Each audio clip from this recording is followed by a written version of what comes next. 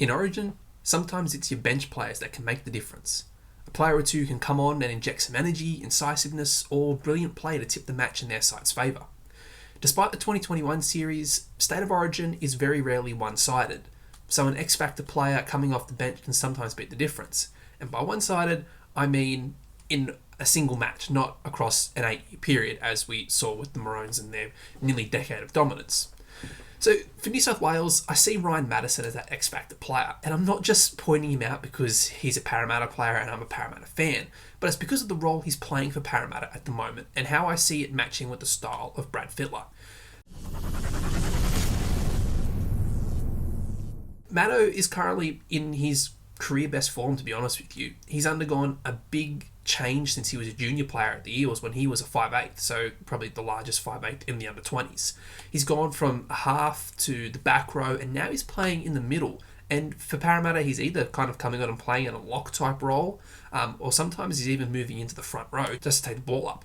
And he's turned into a very good middle player. As I've covered in plenty of previous videos, the way the NRL is going is you need a good middle ball player. You look at Penrith, and they've of course got Isaac Yeo, and then when Melbourne Storm have Christian Welch, he can either tip on or he's got some quite a good offload on him, and occasionally you've got Brandon Smith there able to also fill in and distribute the ball as well as take his kamikaze hit-ups. And Fittler likes that middle ball player. He shifted Jake Trbojevic into the front row last year, selecting Isaac Yeo at lock, and he's done that again this year, except Jake Trbojevic has been completely left out of the side. He's kind of seen as surplus to requirements there. However, he also chose two non-ball playing props last year in the aforementioned Trbojevic and Daniel Saifidi. Now, Saifidi, obviously, he's not there this year due to injury, and Trbojevic has been dropped. And to replace them, Fittler has chosen Payne Haas, who is very much a cart the ball up style prop, and Junior Barlow, who's obviously Matterson's teammate and one of the premier props in the game. And he's also probably got the best ball skills of any prop in the competition. In fact, of probably almost any forward in the competition. He is very comfortable offloading, as he is throwing long passes, as he is digging into the line of throwing a short ball.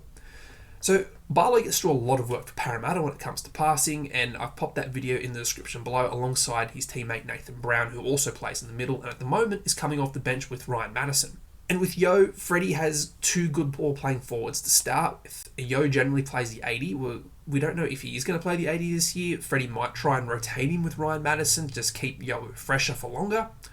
But the question happens, and Parramatta has had to deal with this a lot as well, is what happens when Junior Barlow goes off? He's such a big point of difference, and the way he shifts the ball adds so much to teams that it's really hard to kind of compensate for when he goes. But Ryan Matterson could quite be that type of player to fill that role. He's playing roughly 60 minutes straight when he comes on, and Brad Arthur explained a couple of weeks ago that the reason he's coming off the bench and not starting is because he can play those minutes straight. Obviously, if you've got a player like Ryan Matterson coming onto the field, you've then got an extra interchange to use for one of your middle props. And for Parramatta, that means Regan Campbell-Gillard can sometimes get an extra rest, or Junior Barlow, depending how the game's going. And then Matterson also has the ability to play on an edge or in the middle. So as I've said, he's spent a lot of this season playing in the middle, but don't forget, he was a very mobile back rower for quite a while and still is, and will occasionally fill in on one of the edges for Parramatta if Sean Lane or Isaiah Papali'i needs a rest. And his versatility is key, especially with only Regan Campbell-Gillard being the only recognised prop on the bench for New South Wales for Game 1. So let's look at Ryan Matterson's output from the bench this year. He started 3 games at the start of the year in the starting side. He managed 121 metres on average from 12 runs. 2 of those games were in the back row, where generally he's going to get a little bit less ball. He's not, taking a one-pass hit-up. He's generally taking it on the edge of shape. At the moment, because he's playing so much in the middle, he's getting 17 runs a game for 180 metres. Now, keep in mind, this is from an average of roughly 60 minutes a game, so he's more involved, but is spending less time on the field. He's also averaging 3 offloads per game from the bench, which is up from the 1 offload per game he was averaging when he was starting. Again, it's something Fittler really likes. Fittler likes a lot of ball movement, and it probably could be even more important this year, given he doesn't have the X-Factor players in Tom Trbojevic or Latrell Mitchell in the centres, although Katoni Staggs is one hell of a centre to throw the ball to with a little bit of room. But it's not just that Matterson's a good middle ball player or he runs well, it's the fact that he's up there with some of the best props in the game in terms of his metres per carry. To look at that, so Junior Barlow has the most general play passes by a forward with 7 per match. That's at Parramatta, and Ryan Matterson matches that. He's then level with Regan Campbell-Gillard for most runs of 8 metres plus per game at Parramatta. So not only is he throwing the ball a lot, he's carrying that ball a long way up the field and getting plenty of punch into the middle of the opposition defences. So the New South Wales bench is an interesting one to look at. We've got Stephen Crichton, who might get some minutes, but it's unclear when he'll take the field.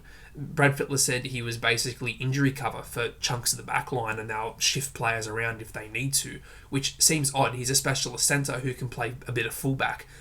You could have quite easily chosen Nicho Hynes on the bench who can do that job, or you could have also put Jack Whiten on the bench who can then come on and play wherever you kind of need him to.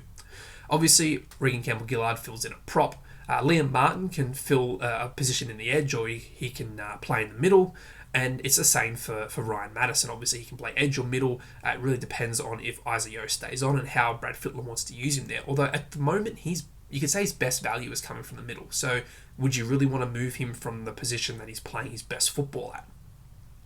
And Matterson can help add some unpredictability to the side when he comes on.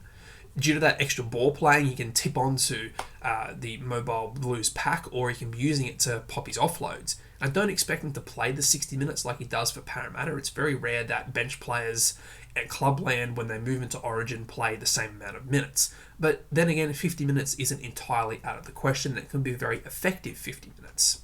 And then, as I said before, he could also be used to spell Isaiah should the Blues be asked to defend heavily early on, or it's simply a case of keeping Yo fresher for the back end of the game when the crunch time really hits, and having that connection that he's got with Jerome Luai and Nathan Cleary. It'd be even better to have a fresh Isaiah to call upon. So, what do you think? Is Ryan Matterson the Blues' X-Factor player, or is it someone else? Let me know in the comments below. Also, don't forget to like and subscribe, as it really helps the channel grow. Keep an eye out for the next video, which is coming soon, which is looking at Queensland's X Factor. Until then, bye for now.